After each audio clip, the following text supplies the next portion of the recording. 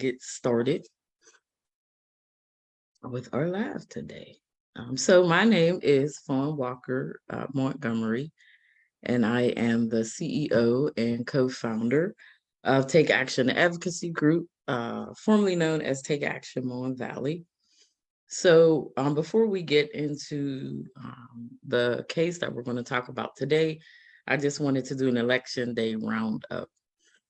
So we do these monthly lives so we can bring awareness to the social justice initiatives that we are focusing on, which is a lot. So we just kind of pick one. This month we picked voting and the election wrap up. And then we also talk about some of the cases that we are working on. Take Action Advocacy Group, or TAAG for short, as we call it, is a social justice organization that has a very strong and distinct focus on Black liberation. So the cases that we talk about are all centered around social justice, but also center Black people and Black liberation, because those are the people who are most affected. So we will start with the Election Day Roundup. So our organization, TAAG, we focus on small communities, and we all know that we've specifically focused on the Mon Valley and other small communities outside the city of Pittsburgh. Within our rebrand, we'll be focusing on small communities everywhere across the world. So with that being said, there was a lot of talk about low voter turnout, specifically in McKeesport, which is another small town, which is in Allegheny County, which is an area affectionately that we call the Mon Valley. I know there are people watching who are, not live in Allegheny County, so I want to explain a little bit about how the breakdown is. So in this county, we have over 100 different municipalities. I think it's about 130. I could be wrong with that exact number, but we have over 100 different in this specific county. Each of them have their own council, their own mayor. Everything is separated. So here in Allegheny County, and specifically my hood, which is McKeesport, where I was born and raised at, we have very low voter turnout. So typically when that happens, people will say, oh, we need voter registration. Oh, we need some people that are doing that. Well, me and my org have been here doing that for years. So many other people have as well. I know the NAACP chapter over here has done some things in some churches. So people are over here doing voter registration. That is not why there was a low voter turnout. I'm not saying that voter registration isn't good. Of course it is. We should do all of that. Yes, we should, and continue to do that. But however, when I seen those numbers, I seen confirmation as well as that's like, oh, well, this is opportunity. So it was about less than 2,500 people that voted in a city of around 17,000, maybe less. Their population decreases every year. So what that said to me as a person who lives in this particular area, and that's another thing, I wish that people would ask the people that live here before you call us and say, hey, well, y'all didn't vote. Y'all must need voter registration. You don't know what we need until you ask us what we need. A lot of times in community engagement, my glasses are showing my things in the back. So sorry if I look like I got superpowers, but I don't. But a lot of people, they just jump over the part to ask us why people generally didn't vote. So what happened over here, and I would say in this county, we weren't engaged. There was not a lot of campaigning, specifically in McKeesport. There wasn't a lot of canvassing. And when I say canvassing, I don't just mean door knocking, right? I mean like engaging, events, phone calls. How were we engaged to even be said, hey, we want your vote, and this is why. There was a lot of assumptions of people were just going to vote for certain people, but there was no real intention in saying, okay, this is why you should vote for me. These are my policies. This is what I believe. So we just weren't engaged as a community. Nobody took that time out to do that. There were some campaigns here and there that kind of did that, and that's why they won. But as a general whole, in this city of McKeesport, we just weren't engaged the past election cycle. There was just a lot of signs put up, right? But signs don't win elections. Signs don't talk. Signs can't knock on your door. Signs can't host a meet and greet and say, hey, you should vote for me because I have experience doing this and because these are the policies that I want to push. I think a lot of times in small communities that are ridden by violence, sometimes people think we just take whatever. Well, we ain't just taking whatever. We want substance, right? We want people to engage us. We want people to say, hey, what do you think about this? This is what I want to do about this. Like, we deserve that. We deserve to be engaged. So that's why the turnout was so low. It's because we just weren't engaged as a community. Nobody gave us enough respect to say, hey, let's go to McKeesport. Let's knock on doors. Let's really campaign over there. Let's really make sure that, we let people know we're here. That just did not happen. So that's why the turnout was so low. Of course, you need voter registration and voter education and political education, and we'll continue to do that. But this particular election cycle, we just were not engaged. No one was asking us for our votes.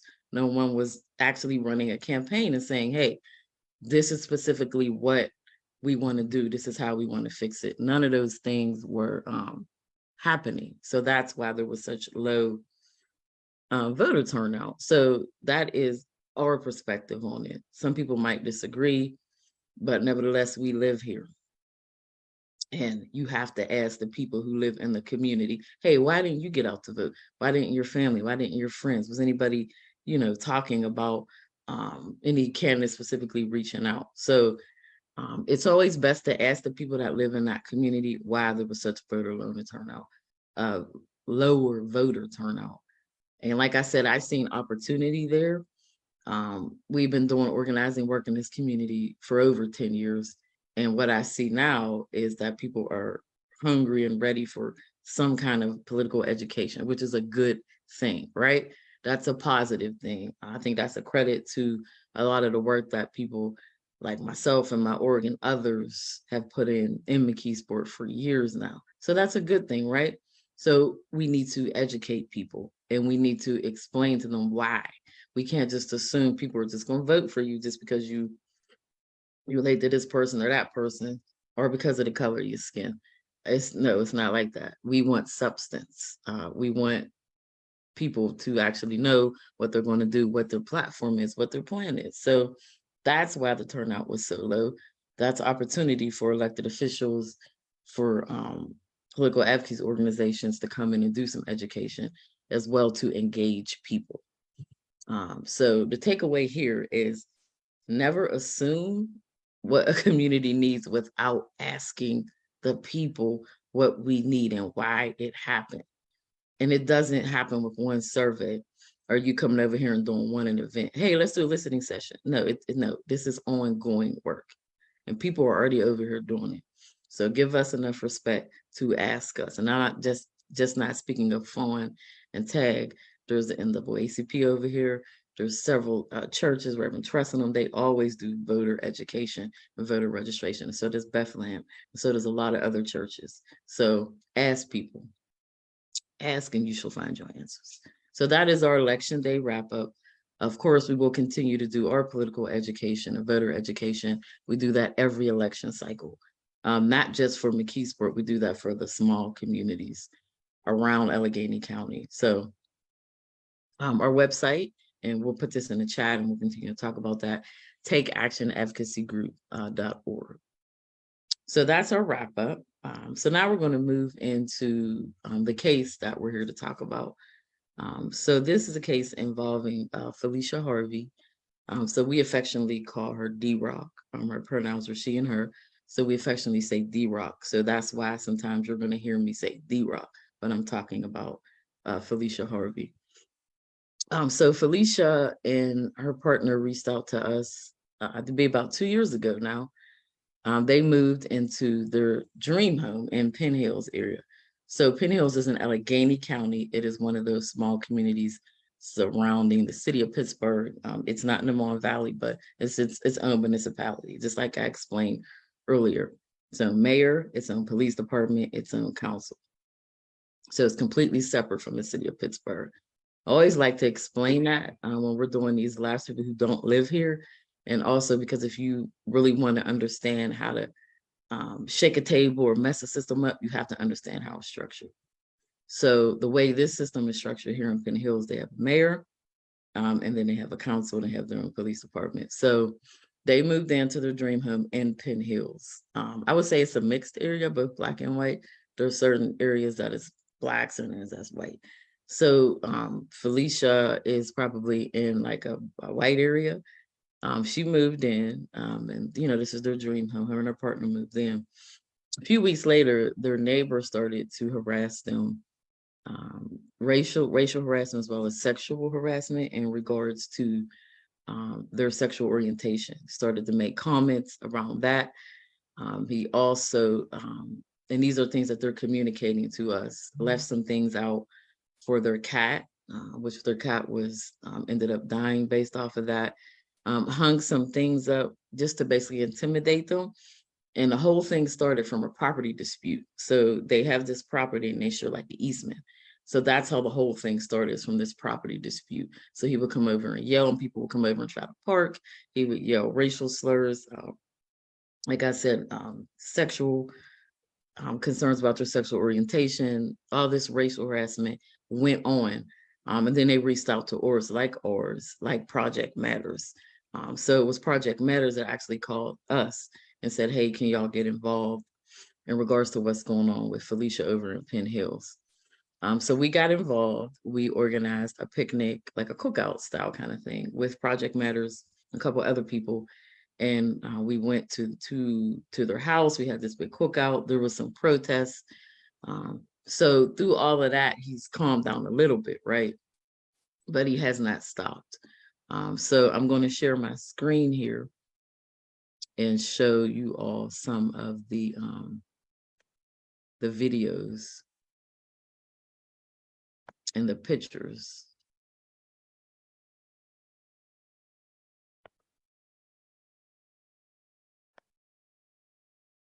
So what I'm about to show you now is the video, picture, I would say, of her neighbor hanging up a sign, or hanging up a scarecrow to intimidate them. So you can see it here. This is her neighbor. This, if direction this is pointing in, is their window. So right here is their window. So their neighbor would take any object. So this is a scarecrow here, and kind of point it at their window. So when they look out the window, this is what they see. So this is just some of the things, one example of some things they've had to go through. So that was their neighbor. Basically, he has the window, so he knows that when they open the window, they could see him. So when they open the window, they see this scarecrow. They're like, what the hell? He also put signs up there in regards to the election, when the election was going on, like way back in 2020.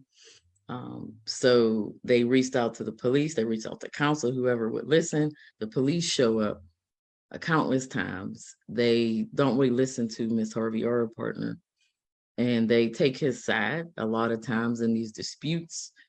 He's been charged with harassment once or twice, very low level charges. But she's also been charged, which is crazy, right?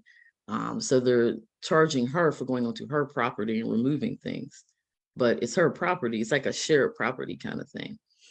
So she's definitely got more, I would say, the charges than her neighbor has. We were able to help with some of those charges as far as lawyers go, but she's in appeal with 2 of them. So she's still appealing 2 of the charges. Also, now they're messing with her Pacific mailbox. So they can't even get mail because it's on this shared property. And then when we go to the council meeting, so we did go to a few of them actually, and there was some racial harassment from the one meeting. So I'm going to share that meeting, so you just can hear a little bit of what they have had to go through. So I'm going to share that for you now.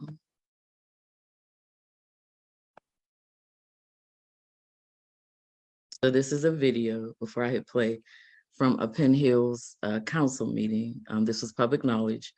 We attended this meeting in 2020, and in the middle of the meeting, like we announced we were coming. We said we're coming to this meeting. We asked people to come. This was a virtual meeting. And then there was, it was hijacked by people who were screaming out racial slurs. So I'm going to play that now. Actually move to the next slide, Jesse. Thank you. The first slide demonstrates KKK hotline. Did you hear what he's saying? It's called not. It's 9 to 10. We're getting hijacked. Well, do we want to dismiss that? Stupid. Yeah, I think we're gonna have to dismiss. Fucking nigger boy. Fuck off, nigger. I'll fucking cut your ears off. Shut up. Your mama doesn't even. Why don't you just take Fucking ugly. my telephone, take them off. Go ahead, homie. Shut up, you fucking goof. You don't get to talk to me. I'm the king. You gotta pay to talk to me, nigger boy. You gotta pay to talk to me, nigger boy. Fuck off. Like you, nigger. Wow. Jeez, what the fuck is going on, Penthouse? Office, is that okay? Yeah, it is. My apologies for that disruption. Kick them off the call. What are you doing?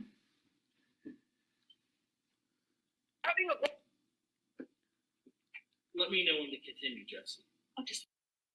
So that is what happened when we went to one of the council meetings. So you could just imagine the hell that D-Rock and our partner have gone through, as well as, their family, their support system. This has been going on for almost 3 years now, you all, where they move into a community, just moving in, literally minding their own Black business, and they start to, become harassed. So this is a trend we're seeing. A lot of our complaints are coming from Black elderly people who, I guess, they think they're alone. They ain't alone. Trust and believe there's a family, a friend member, a support system, an organization out there to back them up. I could speak for TAAG and say that is definitely the case. But we do feel like some of our elders are being targeted by neighbors or by people, at their places of employment because they think they're alone, but they ain't. They are not alone. So I'm going to bring on Felicia now to just kind of, so you can hear from her specifically a lot of things that they have gone through. Thank you so much for joining us. Hey. So I'm gonna go over some questions, and if there's ever anything that you're uncomfortable with, just let me know. Okay, well, I just want to say first that he was never charged with anything. He was never charged, and it wasn't a property dispute. He tried to make it seem like it was a property dispute, but it was never that. It was him not wanting me to live in this home, not next to him. Okay, so the first question I have for you is how has this affected you and your partner? How's this affected you? I guess mentally it's really taken a toll. I've been to 2 therapists. Bonnie has been to 1. As far as like our daily lives, it's a major interruption. The easy thing that what everybody says the easy thing to do is just move. But 1, we purchased this home. 2, why should we have to move? And it's ripped our relationship off and on, but we've been through worse, so we get through it. But it does take a toll on you. I've lost hair. I have holes in my head from it. And as far as financially, it's stressed us. Paying for lawyers, paying for restitutions, fines, and I did nothing wrong. So I mean, it's taken a toll on us in every way. It's just not something that we really expected in this day and age for anybody to go through, and to be targeted during a pandemic like that. The pandemic was everything was shut down. We couldn't get help, so we were pretty much up here by ourselves. And as far as help, the only people that we could reach out to were the police, and it was very disappointing, very, very disappointing on the response that we got. It wasn't like we were ever the victims. It was always him. And for the life of me, my videos and everything that I have, I couldn't understand how they can come to that conclusion. And then can we go back a bit, D-Rock, to explain, like in your words, like how did this whole thing kind of start? Well, it started actually before we knew it started. When we first moved in, the real estate agent that was preparing the house for us, he didn't tell us until afterwards, but the neighbor asked what color were the people moving in. And he had a problem from that point. So he had this piece of paper about an easement that he wanted to give to the real estate agent and for him to give to us, and the real estate agent didn't take it. So when we moved in, he flies over and he says, you need to sign this contract. And we said, we don't sign anything without a lawyer. And he got visibly upset. He was pissed. And then it just started spiraling down from there. He went on my Facebook. He was stalking I had to delete my account. He was stalking me. He was stalking the people that would respond positive to my post. He was inboxing people that were helping me raise money, telling them that, that I'm this bad person. And, he tried to literally, the one person that wrote an article, he was sending her threatening music songs. I can't even get in touch with her, and she did such a good, Brittany Haler, I think her name was Brittany. She wrote an article and he attacked her so bad that I think that she just got off of social media. Oh no, she's still on there. Yeah, she's still on there. Brittany ain't scared at Okay. all. Yeah. Well, I not mean, at all. from that, did you see the I don't think she showed it to anybody, but yeah, She did. She showed it me. yeah, that was horrible. He was doing that with people, literally threatening them in the background. And this boy he's my daughter's age. He's not like everybody thinks that this neighbor of mine is my age, but he's not. He's my daughter's age. And I can definitely, because when we started helping, we got one weird message in our organization inbox, and that was it. But I do know that, like Project Matters, like Terrence, I know that they were harassed, and then they went to their particular magistrate to file charges and weren't allowed to file charges because it wasn't a domestic thing. But I can attest to that, to say that the Oris and the people that got involved, he would come and attempt. Now, it didn't work because, unfortunately, that is a typical thing that happens with us. But I can test that he did that. And then he's interesting too, because when we came over, didn't come out, didn't say anything.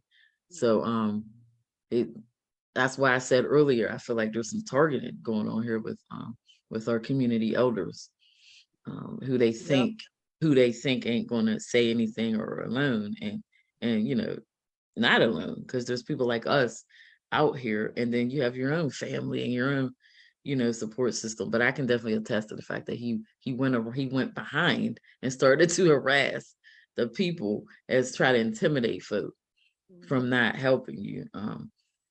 So from your perspective, he claims it was a property dispute, but before that, he was even asking a real estate agent about your color. I wish that the real estate agent would have told you that. Yeah, well, he wasn't thinking anything of it. Like we weren't. We really wasn't like color coding anything. We were just moving into a home. We weren't looking at our neighbors like, oh man, we're surrounded by white people. We weren't looking like that. Yeah. We were looking at our home and trying to get to enjoy it. I had just lost my mom. Mhm. And I had to get I had a herniated disc. So, it was hard for me to get up and down the steps. So we were looking for a ranch style home. And this was like the areas, Yeah. one of the areas that we were looking. And the Mm. price was right. So we went ahead and got it. Right, right. As you should be able to, right? You should be able to. You see a house because you at this point were, retiring out to this community that you thought would be okay for you and your partner to live in, and you get a house, right? That's it. That should be the end of it. But a lot of times for us, I mean, Black people, that's never the end of it. There's always something that comes with that. And what came with that for you all was flat out harassment. Yeah. Flat out harassment. It's crazy. Like, I can remember hearing about the history of Black homeowners when they first moved into areas and being harassed. And here I am, almost 50 years, more than 50 years, let's say the 60s, I guess about 60 years. Mm. And we're still dealing with the same thing, Mm-hmm. Mm-hmm. and Yeah. it's just not right. Mm-hmm. I was talking to my daughter actually yesterday, asked me about the green book. She said, Mom, what's the green book? So I had to explain to her what the green book was. And I thought to myself, maybe we need another green, Mhm. that outlines places that are safe for us to go to. And it's a shame that in 2023, Yeah. we are still thinking like this, like we still have to be that prescriptive about where we Right. move and how we move, and like going to the grocery store and just being Black.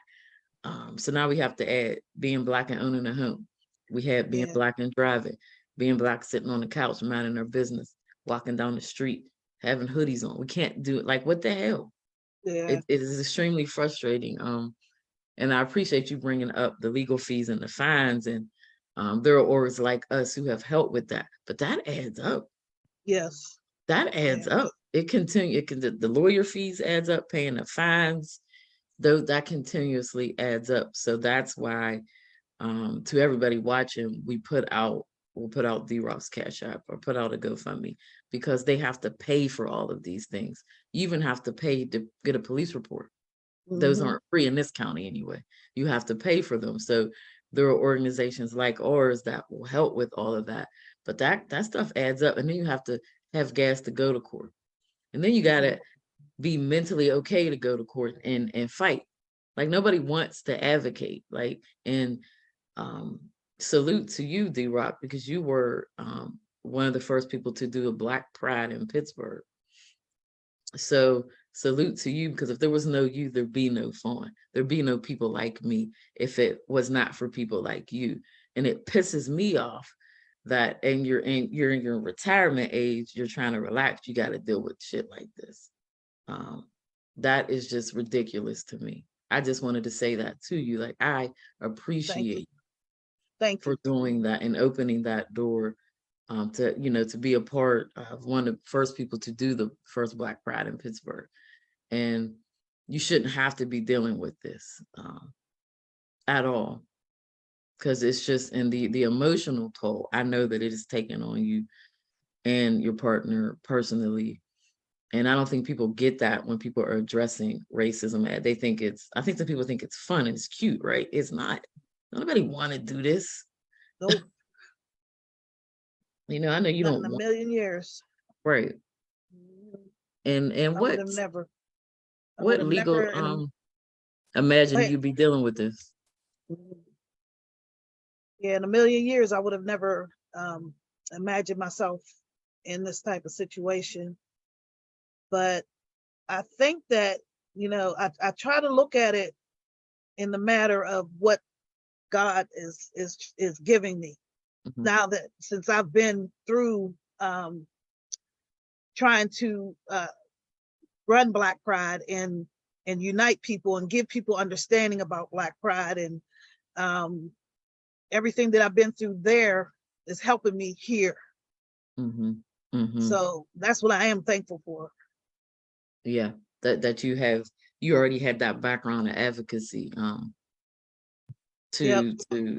It's so sad because a lot of people don't have that. That's what it's a major problem. And it's not good for the community, like at large. It's not good. It's not good. And I just found out about the NAACP not having any chapters here, but just having members at large. And that's sad. That's sad. And that's why I was having so much trouble getting in touch with them, because they're just members at large. Yeah. And I always say this, like orgs like us, people like myself are great, but the real answer is in here inside of like your own self. Like you're the answer to literally your own problems. You have kept a lot of yourself going, just with the support of us. But that comes here. You know what I mean? It takes a lot to keep going through that. Can you talk to us a little bit about some of the legal steps? Like how many attorneys, how many court hearings? I know there's been a lot. I had 9 charges put on me in 2020. Out of those 9 charges, there's still 2 pending. The first lawyer that I had was Carrie O'Connor. We don't gotta say names unless you want to. Okay. Unless you want to put it out there, right? Yeah, Carrie O'Connor, and she was very positive and very energetic about helping us. And we were at the magistrate's level down there at DeLuca's, and we were outside. We were waiting for the hearing, and she went inside to talk to whoever, I don't know. But whenever she came out, and she had a whole different attitude, like, we should just like really just plead, because they had all this evidence on us. And I'm like, what are you talking about? I'm not pleading. I'm not guilty of anything. And Bonnie was saying the same thing. So she tried to get us to plead, but we didn't. And then we ended up not getting, some of those charges went away, especially for Bonnie. But on that day, we ended up carrying those hearings to downtown. So when we went downtown, we had a different lawyer, and Bonnie had a public defender who was awesome. So I'm confused because he was like, he did an excellent job. The public defender's office did an excellent job. Yeah. Shout out to Dugan. And my thing is, I had a lawyer that was paid, and when it came to my hearing, he didn't even show up. I had to call him to get down there. He forgot about the hearing. And then I ended up not being represented right. So then I ended up with my case going to superior level, and me having to write a brief and all that. So I've had a total of 5 lawyers, 2 civil lawyers, Nick Ripley from Hugh Lane. He helped me out tremendously. And he works in the LGBTQ community as a lawyer with Hugh Lane's. But he was awesome. And then I had a civil lawyer that totally just took advantage of us. And that's the thing about when you're going through something like this, you're looking for somebody just to hold on to and just, trust that they're going to help you. And all they wanted was the money, and they left. I spent about $10,000 with that Liz Tuttle. Yeah, with the civil, and I wanted you to go through that so people can kind of hear all of the ins and outs that kind of go through when you're fighting white supremacy on this level. We fight it every day, right? With the microaggressions, but this is a different level. This is your house. This is your home. So Felicia got charged. Literally, it was her property. She was going on to remove something from her property. The police said, well, it was his property. So it's hard for her to fight anything if you have her neighbor who is friends with some police officers. This is just what we're being told, that he has friendships there. And it kind of adds up because Why was Well, he it's a not fact. charged? It's a Like fact. He why? went to school with Right. the Sergeant Wynn. Yeah. Right. So I was meaning as far as like what it shows. What it shows is that now we went to a meeting with the mayor who's still present, with the police chief. We went to all these meetings. We played videos because Felicia has a ring cam. So she played videos of things of him yelling things over the fence. She showed the picture that I just showed with the scarecrow. She brought all of these things. We brought them there. We emailed them. We followed up with email. I sent the email. I remember sending the email, and they said, "Okay, we'll get back to you." Never did. Never heard from them. So then we go to council meetings, because we went to council meetings since that one. Um, and then it was just always with the runaround, always with the runaround. So they never really charged him with anything. If you look at his record, there is like one charge. There is one small charge of harassment, but harassment can be civil and criminal. This particular one was civil, and it is up to the magistrate to say they can fine you $1 or give you no fine or just write it off. So that's what they did with him. But none of that resulted in what they want, which is for him to leave them alone. As well as for him to work with the real estate attorneys when they reach out, because he's not even responding, which is a lot of the reason why this has been dragged out, this property issues, because he's not responding to the attorneys when they reach out. So as far as where we're at today, at this moment, Felicia still has all the other cases have either been thrown out, or they did some community service with us to to address those. But there's 2 that is still in appeal now, and Felicia does have a good public defender that she's working with now. So that's I would say, being addressed. But when the court dates come out, she always needs people to go. Court support is so needed in this process. I don't think people really connect the dots with how important it is to have somebody there to support you, to look over and see somebody there. And they need money for these things, money for lawyers, money to go to court. The property thing is going to be, a long battle. And the last thing is the mail. So now this is affecting them receiving their mail. So literally they're unable to get mail on their property. So can you kind of go over that a bit? What's going on with your mail? So in April of 2021, my mailbox has been there for over 30 years in that same position. And I had called the police because he was planning on ripping it out of the ground. And the police came. Well, I called the police prior to him doing that. And the police officer, I have him on recording, he said, "Oh no, he couldn't take that. That's a federal offense. He can't take your mailbox." He said, "Just call us whenever it happens." And I said, "Okay." So the day comes to when he does it. He pulls it out of the ground. Before he pulls it out of the ground, I see him get ready to do it. I call the police. The police get there. Instead of them coming up, they never came up and talked to me ever. So they're down there talking to him. And I'm like, I called them. Why are they down there talking to him? So all of a sudden he starts pulling the mailbox up out of the ground. And I'm like yelling at him, running towards him. "Look, hey, what are you doing? He's taking my mailbox."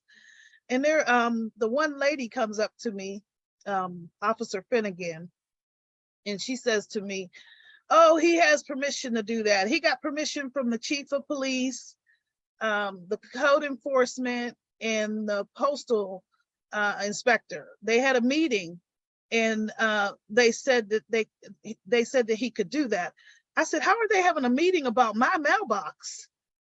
And why wasn't I invited?" And she says, "I don't know, but he's allowed to do that."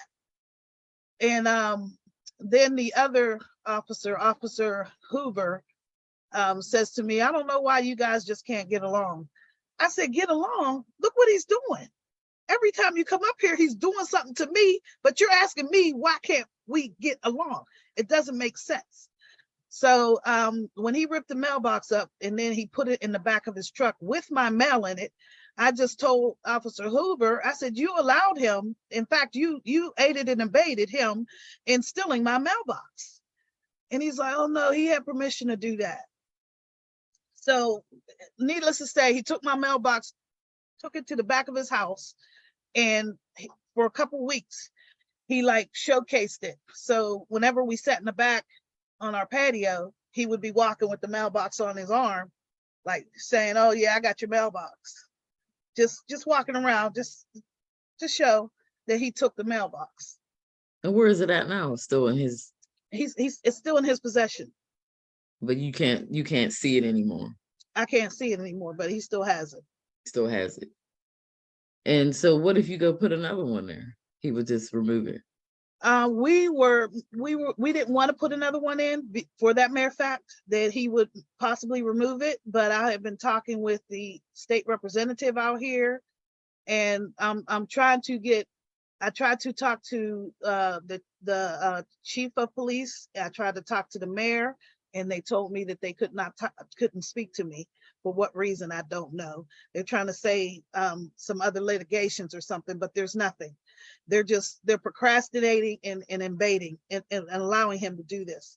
But the state representative is helping me. He helped me, and I'm hoping to be able to put a mailbox down there in the near future, but we don't know when. Yeah, we don't know when, but hopefully in the near future. Hopefully, yeah. So now, because I mean, in this day and age, for me not to have a mailbox again is another method of slavery. You know, for me not to. I mean, I get medicine and everything. I can't receive anything. If somebody sends me something, it gets returned to sender, undeliverable. That's ridiculous, and he should be in jail for even touching your mail. So, for everyone listening, this is what they have had to go through for almost 3 years now. Every time that one thing is put out, he literally makes something else. So now it's the mail, and then you have a police department and elected officials who are quiet about it. So that's why our blog, which will be here in our chat, we have June 26th as the council meeting.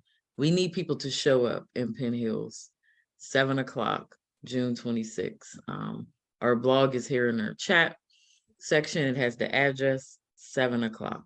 We need people to show up. We need people to call the mayor and the police chief. Their phone numbers, their emails are on our blog, on our website. We need people to call and specifically say, first of all, Ms. Harvey and her partner need their mail privileges back.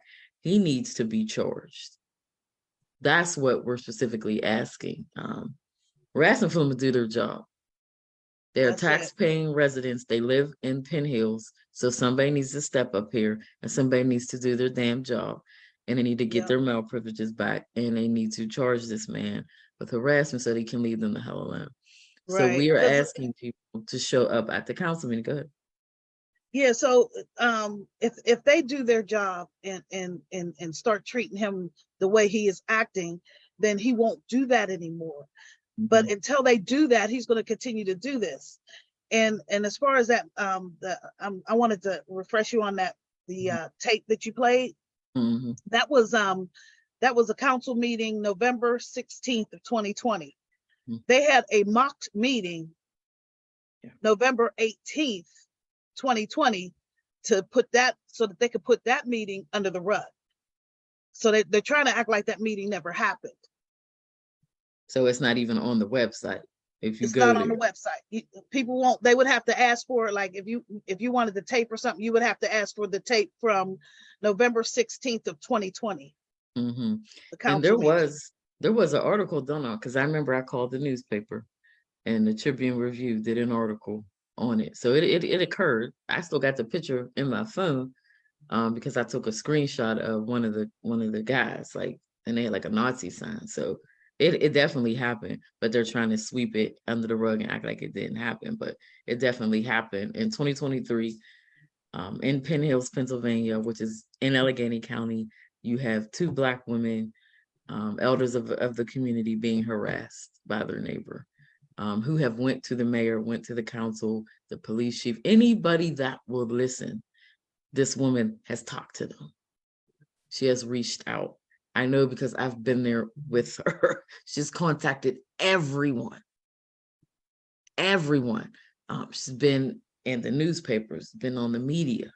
So Penn Hills can't say they don't know about this. That's a flat out lie if they tell you they're not aware of this stuff, because we have been in their face for almost 3 years now. We've been to Penn Hills for other stuff in regards to police accountability. So they've seen our faces a lot. They know what's going on. They just haven't responded yet. So now we need to make them. So that's why we're asking people to show up to the council meeting on the 26th at 7 o'clock. Also to email and call and demand, first of all, that the mail be addressed, as well as that he be harassed. Arrested, not harassed, arrested and charged for the harassment that he has put these 2 women through for the past 2.5 years. So that is where we're at now. We will add their Cash App or Venmos if anybody wants to donate to assist with the lawyers that they're going to have to. It's going to be ongoing because we have this whole property dispute over this easement, and that involves lawyers getting involved. So that is going to take money, and that is going to take time. So that's the needs. That's what we're asking for now. Thank you so much, Felicia, for coming on and sharing again your story, and then just fighting so hard for us and for yourself. Thank you for having me, and I really appreciate your support. I appreciate what y'all do in the community. Thank you. Everything that y'all do is appreciated. Thank you for saying that. And so yeah, y'all, that's what you have. This is just one example in one of the cases that we're working on. Unfortunately, we have over 20 just from this county alone, and there's way more. There's way more. That's just the ones that called us, that were brave enough to call us. Most of our social justice complaints y'all don't hear about, because they don't want it to be public, and we go by whatever the family tells us. So we consider, like, we know nobody's alone, right? So if one person calls, we work with the whole family, and we understand the trauma that comes with that and what goes into that. So there's a lot of folk we're helping out. We just don't announce. We don't want, they don't want it out there, which is totally fine. But it's happening in this county. It's happening daily. And we need people to speak up, be accountable, and be less performative about it. So when I mean less performative about it, I mean in regards to making sure that it is real change, not just having a building named after someone or having a performative medal given out or an award or some shit like that. We need actual change. We need the laws to change. We need the policies and procedures to change. We need the implementation to involve us, like people that look like us. We over here. That's what we need. Like, we need that kind of substance, So which is full circle to what you started off with. We got to get out there and vote. Yep. We got to get the young folks involved and all that, because the local changes are really what affect us more than the bigger ones, the presidential elections and all that. It's the magistrates, it's the mayors, it's all the local stuff. That's what affects us directly. All right. Well, thank you so much for coming on and joining us. And I'm just going to close out, and our blog is here in the chat, so you can look that up, and that has all the information for the Penn Hills people we want you all to contact. So thank everybody for listening.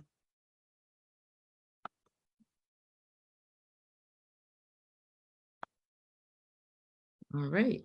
Thank you so much, Felicia, for joining us. I'm going to close out by going back to something I said in the beginning about our wrap up. One thing I forgot to add, because I talk a lot about McKeesport because that's where the low voter turnout people are highlighting. Also wanted to add about our county as a whole.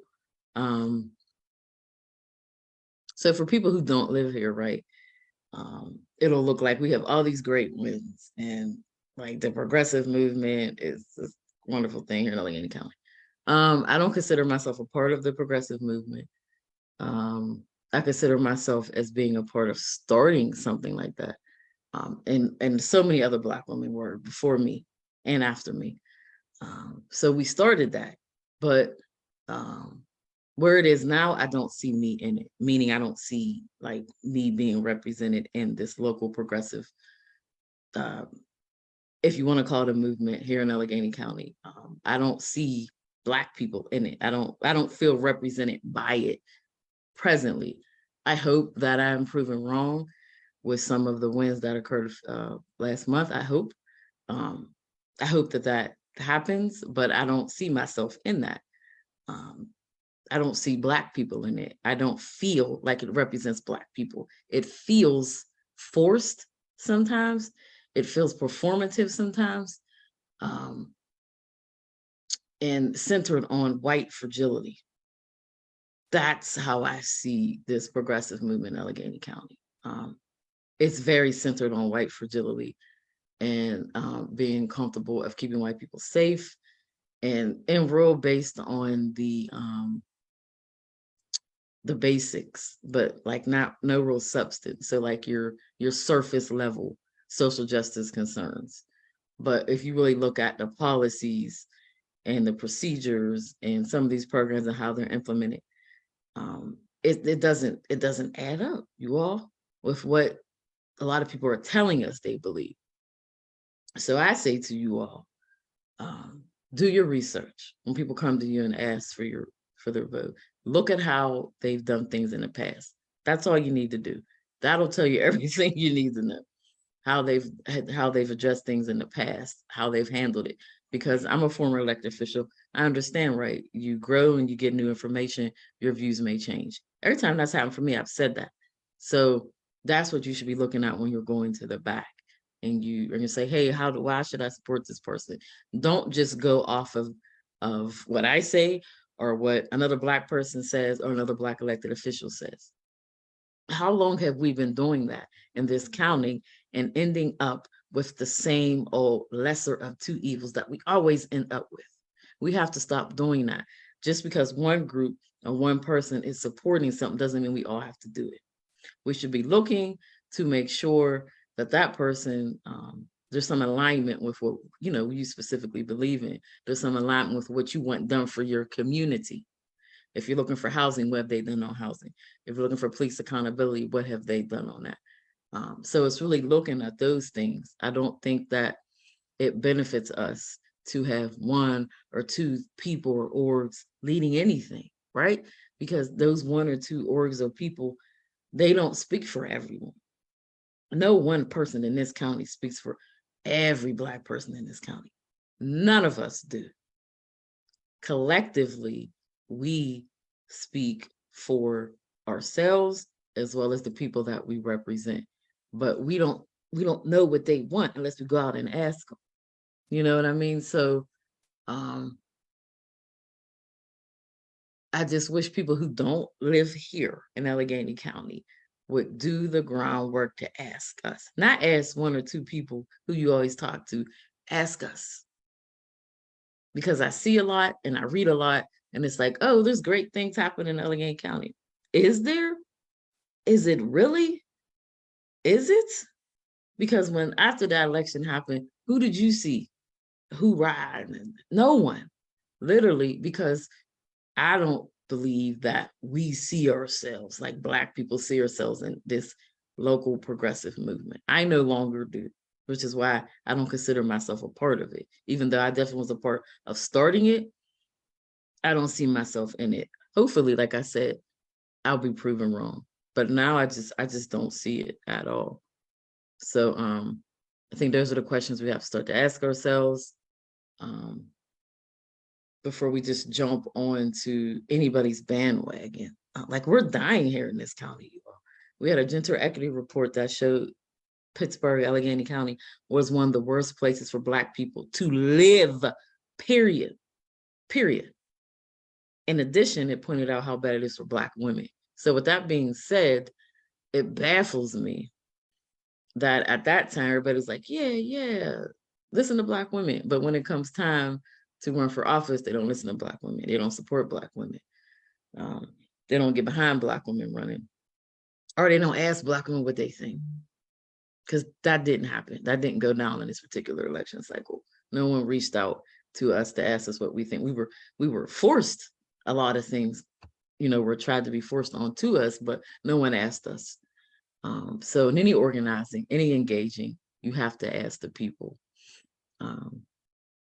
So in closing, this is something I always say. The answer is here. The answer is not with one person, one org, or one leader. I promise you, your answers are within yourself and they're collectively. So collectively as a community, what do you need for your community? So thank you all for tuning in. This live will be on our Facebook page. We don't take them off, so it'll be up there. And our blog is there. Please read the blog to learn more about Felicia's situation and show up to the council meeting on June 26th. And I will end this live.